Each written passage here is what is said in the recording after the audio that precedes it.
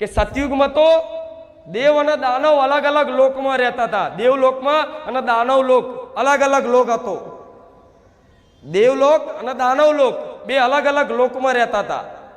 સતયુગમાં ત્રેતામાં એક જ પૃથ્વી લોકમાં દેવ અને દાનવો રહેતા, જેમ કે રાવણ અને રામ એક જ લોકમાં પૃથ્વી લોકમાં રહેતા હતા.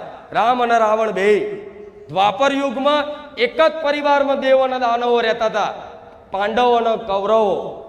પાંડવો દેવ સ્વરૂપ હતા અને કૌરવો દાનવ સ્વરૂપ. હા શું ખોટું?